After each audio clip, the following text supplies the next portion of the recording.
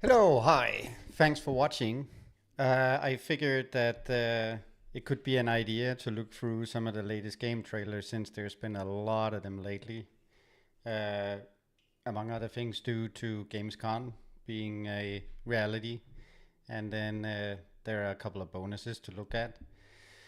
So, as opposed to me just sitting and looking through those by myself, I figured why not just stream it and have a nice cozy time with it. So, once again, as per tradition, this little stream is sponsored by a can of Red Bull Zero.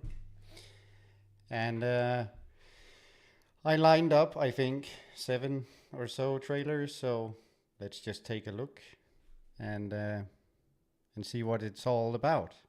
We're gonna start with maybe the biggest travesty to be on a screen from Gamescom, arguably, in my opinion, anyway. The Black Ops 7 trailer. Let's see. They want you afraid. Fear makes you easier to control. It's time to wake up. Your streets shall once again run red with your blood. Raul Menendez ignited global unrest on an unprecedented scale. Menendez is a terrorist. We're bringing peace and security to the world. He refuses to let me go. Stop looking backwards, Dayton. What matters is what you do next. A lot of people counting on us for answers.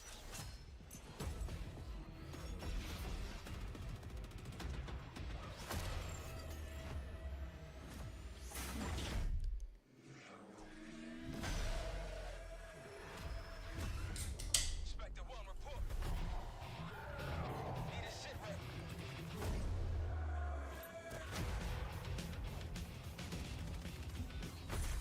This isn't real. The hell it ain't!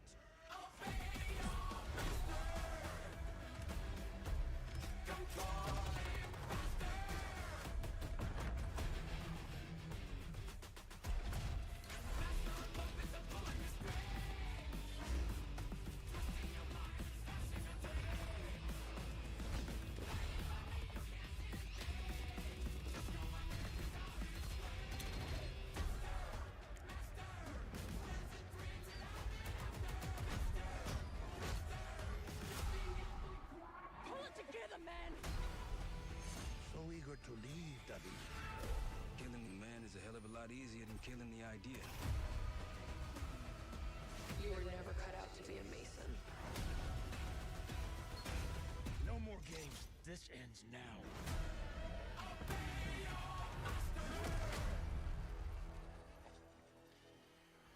Get the Reznov Challenge Pack when you pre-order now. Yeah, let's freeze it right there because we'll get back to these skins. But first of all, I'm no big fan of Black Ops. I think I played the first one and the second one probably, which were quite okay. But since then, no investment in the games or the story whatsoever. Anyway, this particular trailer, when we watched it on live on the Gamescom show, hit me immediately as deeply, deeply confused. It seems to me that they're trying to present a interesting, intriguing campaign of some sorts. But first of all, the characters are not characters that invite you to be investing in them in any way. Secondly, the realism is gone. We're back to some random sci-fi stuff, which in this case is presented deeply, deeply confusing to me anyway.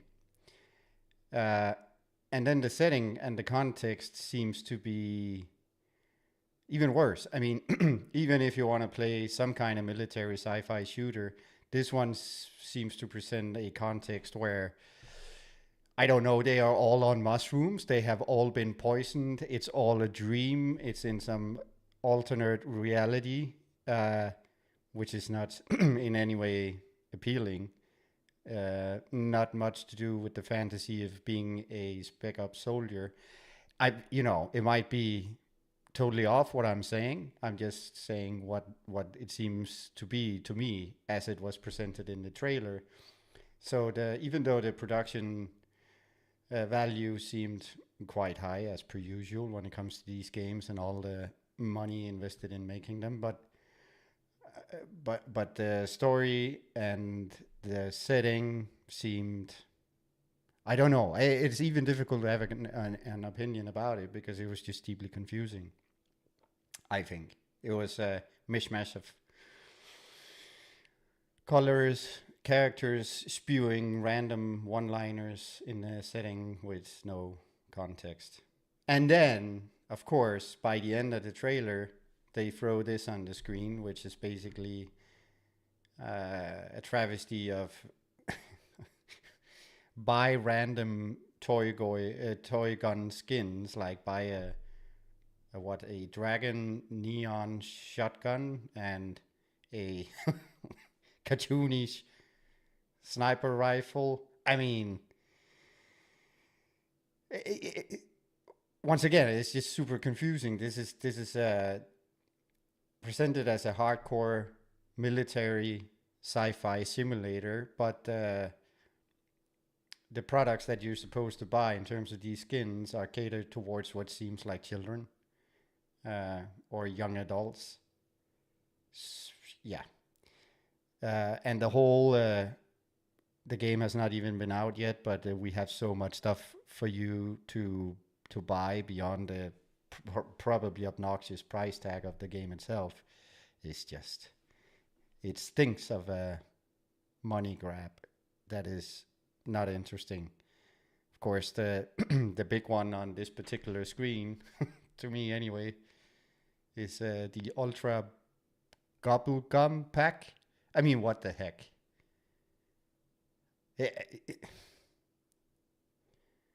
Right. So anyway, I think this was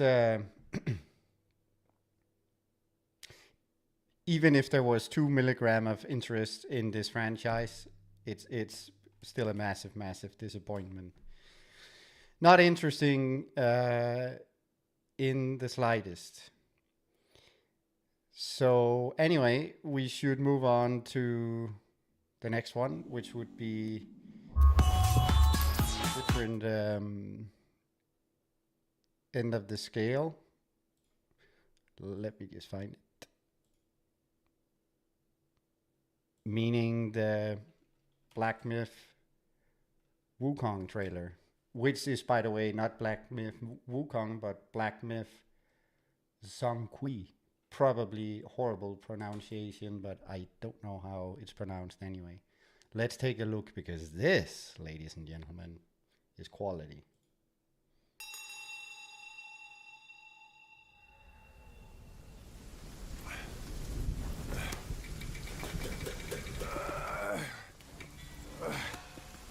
Brother, help me here. You ain't even trying. It's all me.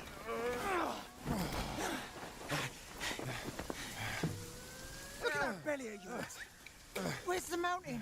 Hey, you're falling flat, losing again. Drop that codswallop. Master will take us back, as long as we keep that mountain in her heart. Hey. No scolding, no flogging, life spared. What risk going back? This way. We've got food on our table and...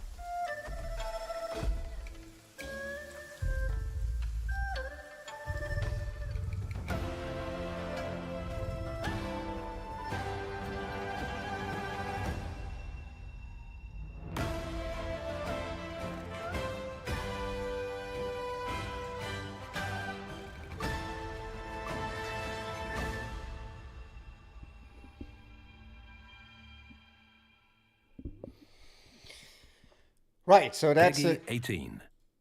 so that's a relief after the Black Ops trailer to see something like Black Myth Wukong. Or, sorry, excuse me, it was not Black Myth Wukong. Black Myth... I forgot the name. Anyway, that was a surprise. I think the rumors before Gamescom was that they were going to make a DLC to Wukong. But in fact, they had actually made an entire sequel based on another Chinese myth. And considering that the first installment was just super, super tight gameplay that lived up to all the absolutely insane hype and expectations, both in terms of production value and the gameplay itself, it's going to be very, very interesting with this one. I'm certain it's going to be a huge success and a huge, huge pleasure to play through. So that was a great surprise by the end of Gamescom. Also, I liked the whole reveal part. People were expecting something probably that had to do with the first one, and just by the very last frames, it was revealed that it was actually a proper sequel. That was a nice touch, a nice way to do that. Also, I mean, the quality of that trailer is just ridiculous. Every single frame looks like a painting. So phenomenal stuff.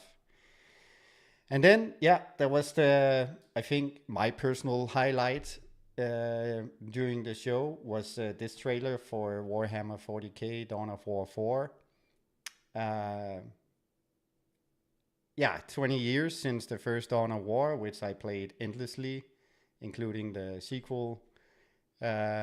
Weirdly enough, they jumped from Dawn of War 2 to 4, but hey, as long as we have a 4 and it's high quality, and it seems like it will be the proper stuff. The current developers of Dawn of War 4, I saw an interview with them. They definitely took a lot of inspiration from the first Dawn of War, in particular the Dark Crusade campaign, which is the best of the campaigns from the first game, and tried to ingest that into this particular game, along with some more modern takes on gameplay mechanics.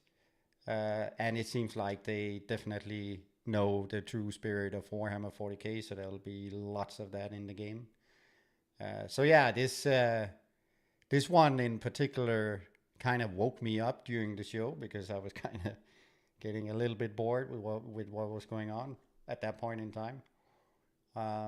Awesome stuff. Let's watch it. Peggy 18. We have fought the enemies of humanity across 1,000 worlds.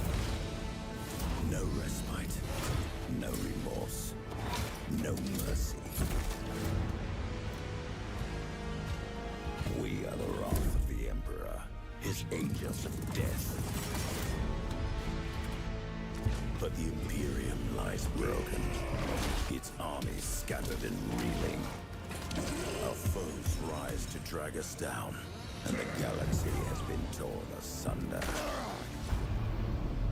On the world of Kronos, we make our stand. We are the Blood Ravens. There is no victory to claim here. Only vengeance to enact. Whilst even one of us lives, we fight. For only in death does duty end.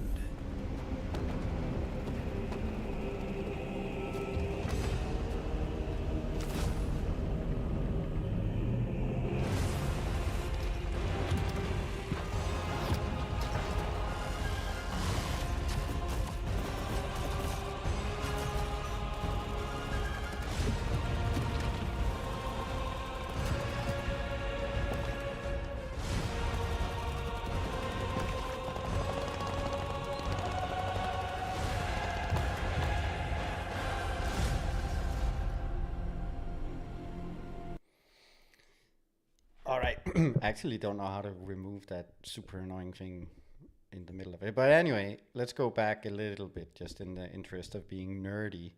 So one little thing, of course, to notice is one of the main characters of the Dawn of War 2 story is Cyrus, who is narrating this trailer. And during this trailer, it seems like, yeah, there you go, that Cyrus gets killed, which is kind of interesting to just reveal that right away. But since it's Warhammer 40k, there are multiple ways that Cyrus might not necessarily be permanently dead, but we shall see.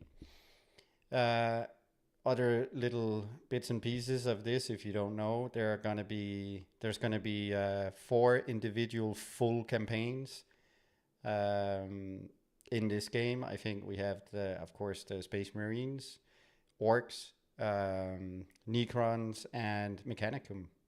And the last one is quite interesting because I don't think that's been done in a proper real-time strategy game before, and it's quite an interesting faction. It's all going to take place on Kronos, which is the planet from the first Dark Crusade campaign. So there's a lot of nostalgia there. And if we take a little bit of look at the gameplay itself, you can clearly see they took, which they also stated in the interviews, they took some inspiration from the Total War games in terms of the UI and how you manage individual units and squads down here. They also stated it's not going to be a hero focused RTS, meaning like League of Legends and stuff like that.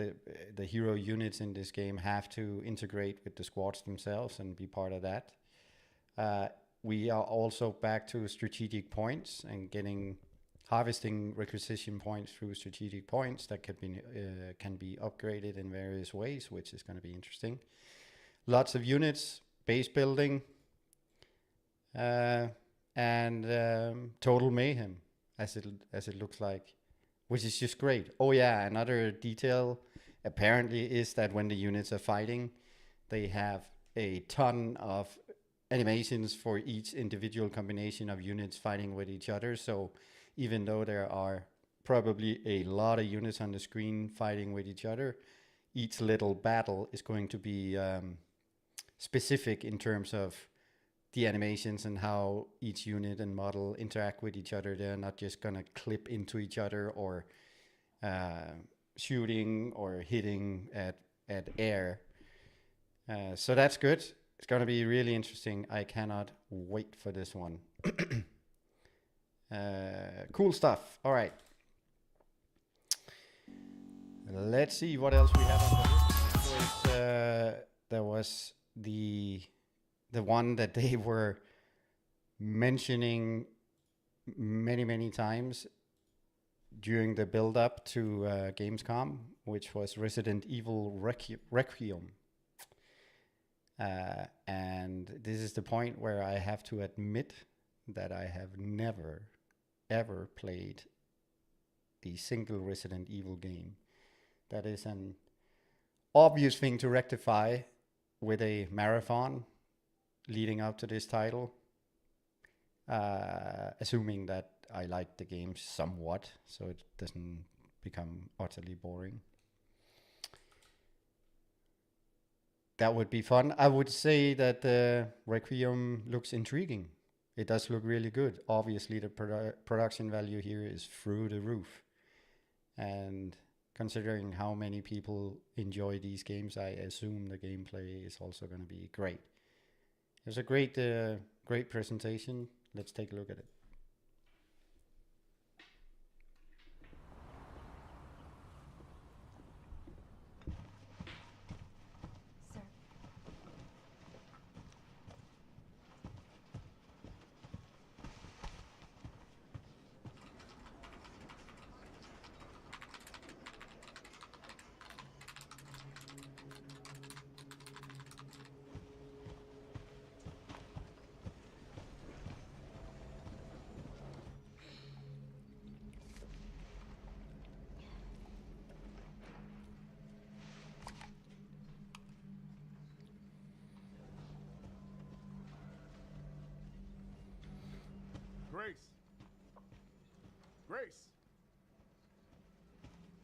Grace Ashcroft. Yes? My office. Oh, coming.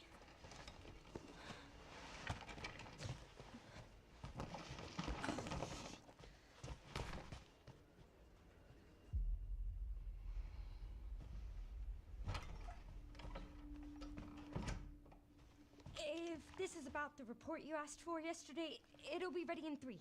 No, 2 days, tops. Put a hold on that for now. We found another body. One that exhibits the same pathology as the others we've been investigating. Now, I need a good technical analyst on this. Okay.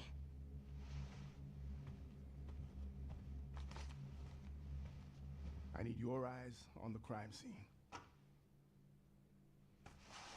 The Renwood Hotel.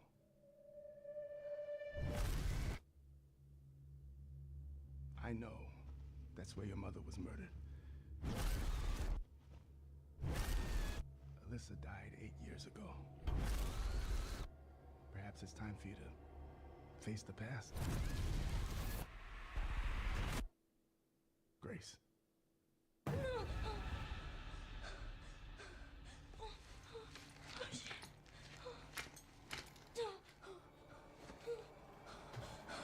What is this?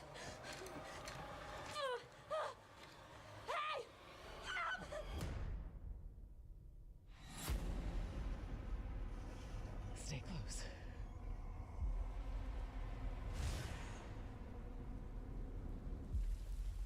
They're coming. I know now that you're the one that I've been searching for. The special one. The chosen one. Miss Ashcroft. Investigating all these strange deaths, huh? We need to keep our voices down. Have you seen the same shit I've seen? Please know that you are my hope. Everyone's gone. Stay away from that!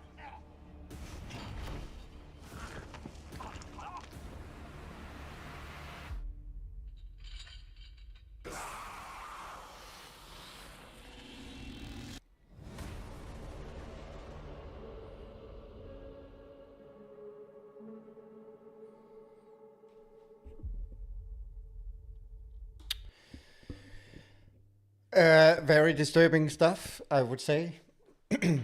Of course, this kind of game has to be played with the lights dimmed down and volume on full in your headphones. And I would be wetting myself, I think. That would be hard to play through. Of course, that is intriguing. It looks, I have to admit, it looks really, really good. And a very, very good trailer. I like about the trailer that it took its time with telling, you know, a little part of the story, which is told in a very good way. So there is also some self-confidence to it. I think after that one, we should just switch gear completely and move on to let's see. Lego Batman.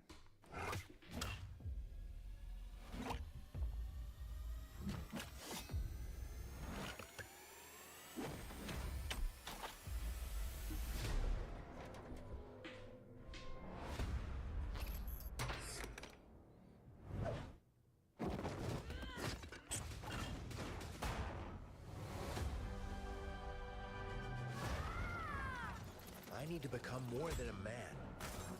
I need to become a symbol. What did you have in mind?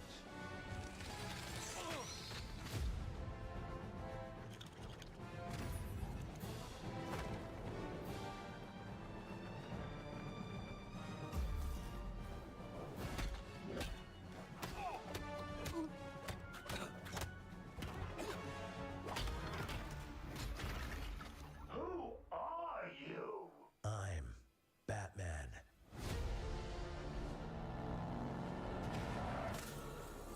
Why so serious?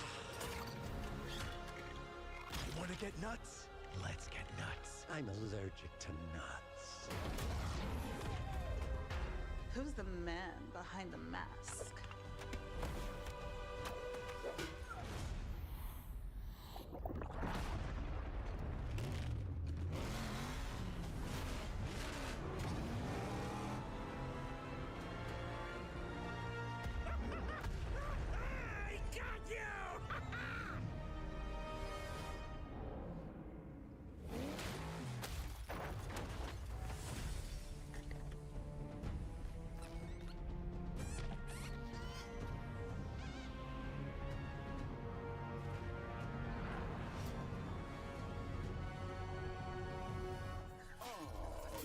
Darkness is your ally. You merely adopted the dark. I was born in it, molded by... Ah! Who put that there? I could have really hurt myself.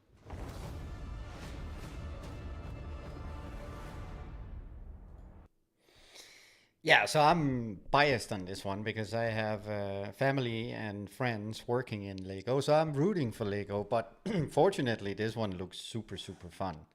And it looks like it resembles the old Arkham City and Arkham Asylum games quite a bit, which is probably also the intention, but it does so in a really good way.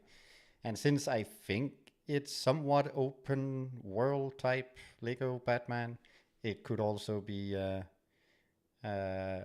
something that might turn out to be really, really great, not just for kids but for adults alike. So this one was a very good one. All right. Then there was another one that tricked me a little bit, which was the Lords of the Fallen trailer. At first, I was completely convinced that this was a DLC also, which would have been an obvious thing to do, but it turned out to also be a full sequel. And it did look cool. So, yeah, let's take a look at that one.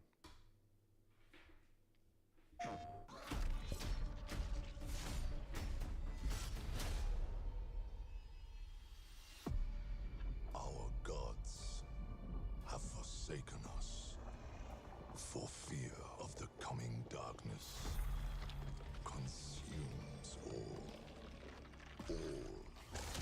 but you, Lampbearer. Something stirs within you, something ancient,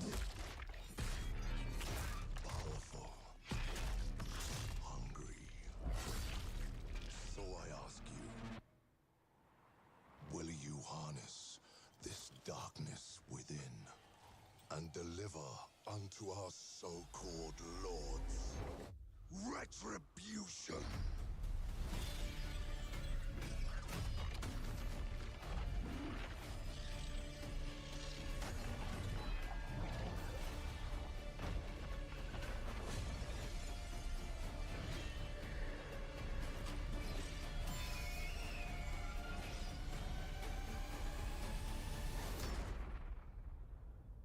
Should you fall, the world falls with you.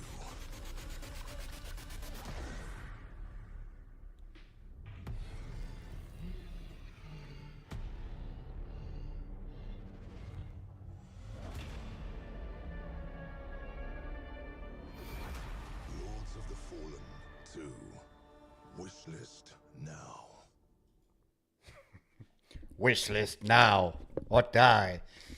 Anyway, really, really beautiful trailer as well, and intriguing too, because I remember when they released the trailer for Lords of the Fallen, the prequel to this one, and that trailer was equally extremely beautiful and raised the expectations quite a bit. And then it turned out that after the release of the game that it fell short a little bit, considering that it was going for, let's say, a status of being a high-quality Soulsborne game. It didn't quite reach that point. I tried it myself in the beginning. I got the game right after release, and lost interest quite quickly because of the lackluster gameplay. even though I'm a big fan of the Dark Souls games and Elden Ring and Lives of P and whatnot, this one couldn't catch me.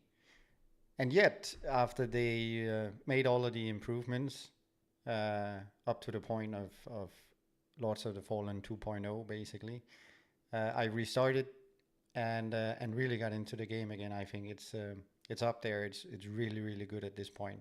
The prequel to this. I haven't finished it yet, so I don't know the ins and outs of the story completely. I will finish it obviously before the sequel. But if they continue down the path that they have been on with the improvements to I shouldn't say first Lords of the Fallen, the second Lords of the Fallen, that isn't Lords of the Fallen 2. Anyway, it's gonna be hopefully a good time. So that is one to look forward to. Then there was one of the highlights, I think many would argue, during the live show, which would be Hollow Knight Silksong. Yeah, let's take a look.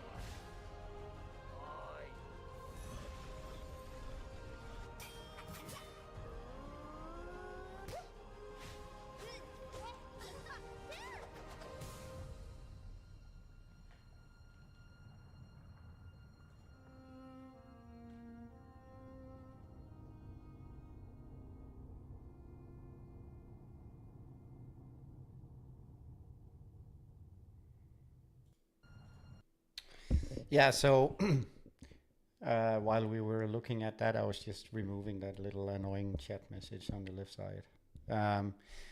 Anyway, Hollow Knight is another game that I have not played yet, which I should do. I'm not super much into platformers though, but since this is apparently peak of the peak when it comes to platformers, it's something to try, and then we'll see if I find the appeal in it or not. But a lot of people are looking forward to this one, and the whole story with the studio behind Hollow Knight and their struggles to get this thing done, and then they create apparently one of the best gaming products in a long time, at least within its field, is a great story. So all the support to them, I would argue. All right, then we have Ghost of Yotei, of course. Now this one was a little bit interesting, I would say, because until I've loved Ghost of Tsushima and I've played through it a couple of times, Ghost of Yotei to me did not look like it would be particularly more interesting, which is to say that probably great, good enough, but something seemed a little bit meh about the story, maybe, I don't know, in the way that it was marketed and presented so far. But this particular trailer kind of piqued my interest a bit more. I remember after seeing this, I was more intrigued, and I haven't seen it since. So let's see why. Let's rewatch it.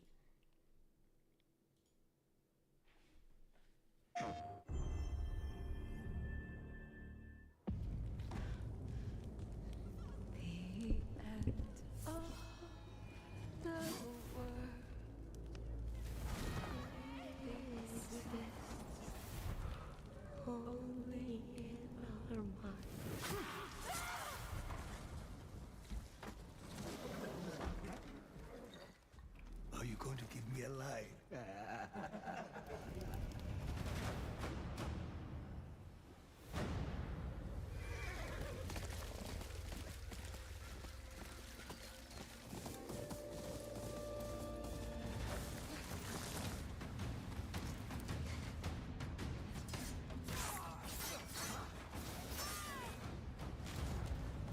Swordsmith's daughter. I watched that tree burn. How did you escape? Same way. I survived every battle. The thought of killing you.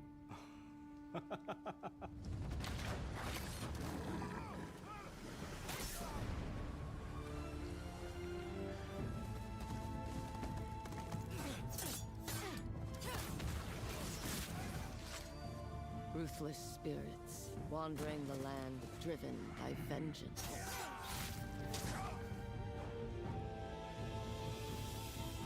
Sometimes I feel like that is what I am.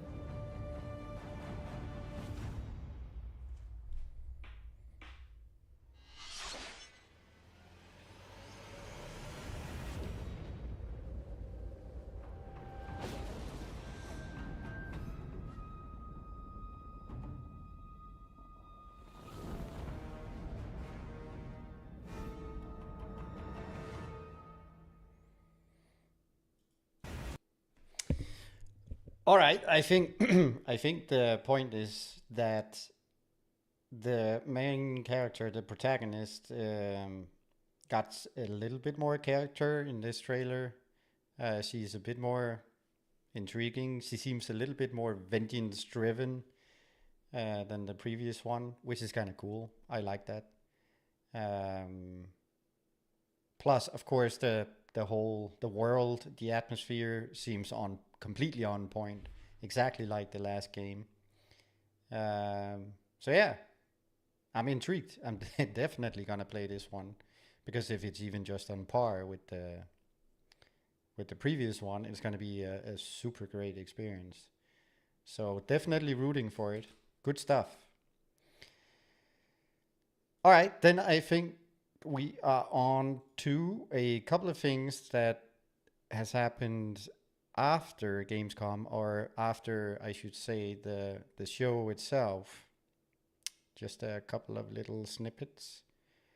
One would be Dawn of War Mechanicus. So if you need a bit of context, the first Mechanicus was a what do you call that? A turn-based strategy game focused on the Mechanicus segment of the Warhammer 40k universe, and it was a great game. I played through it once, and it's one of those games that once you get into it, it's very, very difficult to stop. You want to do just one more turn, and the whole production value was really great. So yeah, let's take a look at that one, and then we'll talk a bit more about it.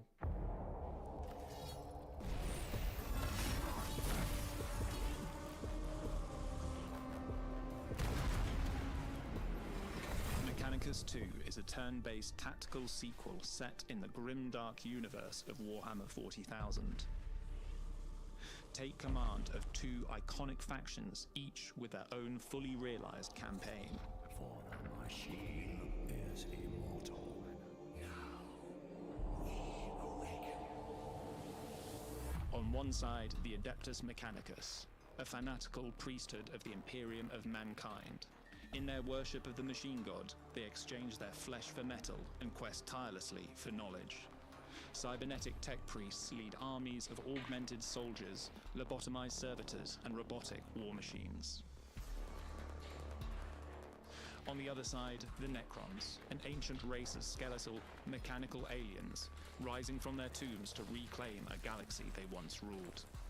Arrogant and relentless, their powerful nobles command legions of undying warriors and monstrous high-tech constructs to annihilate the vermin that defile their worlds.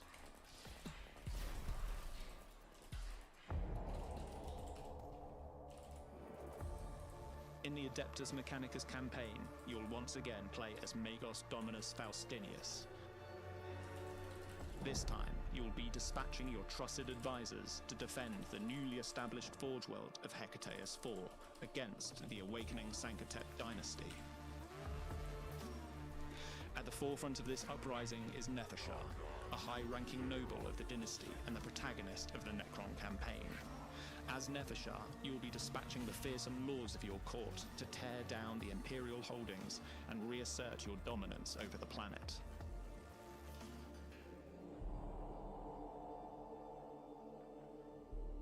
For both factions, combat is built around a leader-centric design. Your other units are tools, expendable fighters meant to protect and empower your leader as you execute your strategy.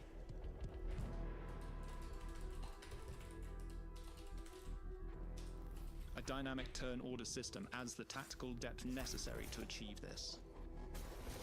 Enemy units act in fixed sequence, but on your turn you can choose which unit to play with. Identifying the right sequence, that is, the right unit at the right time, is key to victory.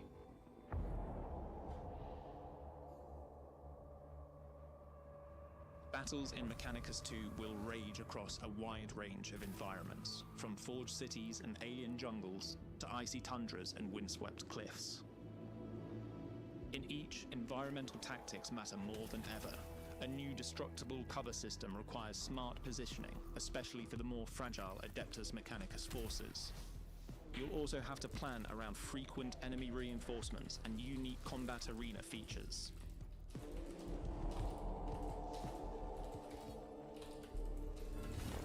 While commanding Mechanicus, you'll need to master a revamped cognition system. Earn it by playing efficiently, then spend it to boost your leader's movement and weapons, or to allow units to utilize their leader's unique canticle.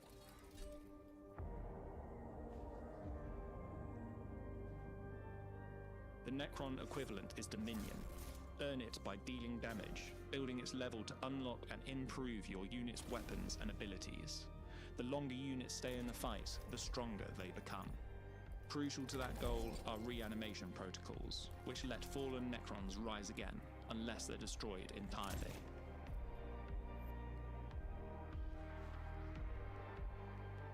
All missions are launched from the war map, where you'll research new technologies, customize your leaders, and shape the landscapes of Hecateus IV. Within a mission, you'll be faced with narrative events and other checkpoint types that have potential ramifications on the skirmish battles that follow. As the wider conflict unfolds, the war will descend into a bitter struggle that will put the ultimate fate of the planet and everyone on it in your hands. Right, so a few things to note about this from having played the first one. Well, first of all, if you haven't heard it, the soundtrack to this game is completely beyond any other level of soundtrack out there. It is highly recommended that you give that a try if you can find it on YouTube or somewhere else. In terms of the gameplay mechanics, like I said, the first one was really good. When it comes to, let's say, get into the whole, let's do another round, let's do the next mission. Very addictive stuff. And it looks like they tapped more into that and then expanded it with world building stuff as well.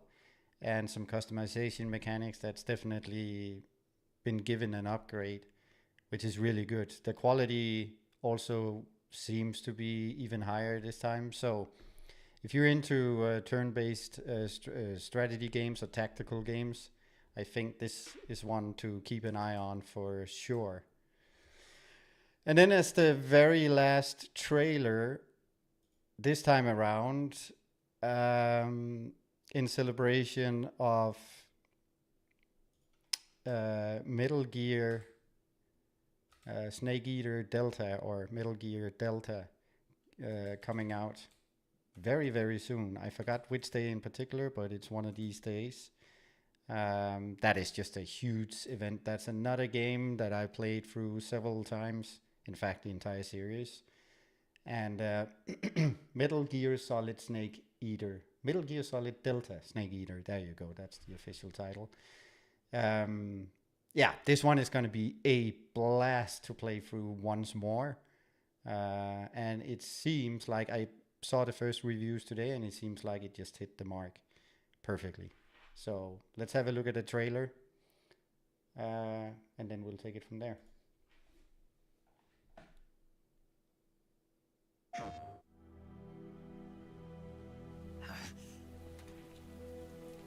Why'd you defect? I didn't. I'm loyal to the end, to my purpose. Do you love her? No, nothing like that. Do you hate her? For 10 years, we lived and died together. You couldn't possibly understand. And you think you can kill her now? Hey, don't you go getting any funny ideas. We can't leave yet. I've still got one last job to do. She's at the lake. She's waiting for you there.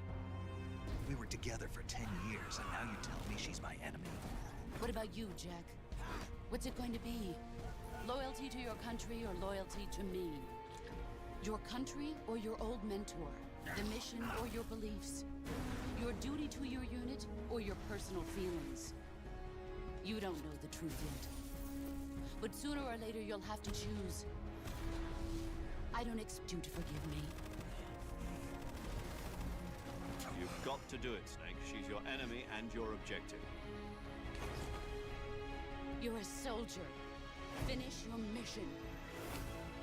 Prove your loyalty. I've been waiting, Snake. Waiting for your birth, your growth, and the finality of today.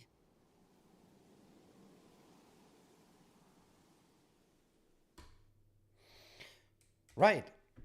That just looks phenomenal, and basically I cannot wait to play that. I think we're gonna leave it here. Thank you for watching. I'll be back streaming some more KCD2 later on tonight, I think, or maybe during the weekend. Until then, have a good one.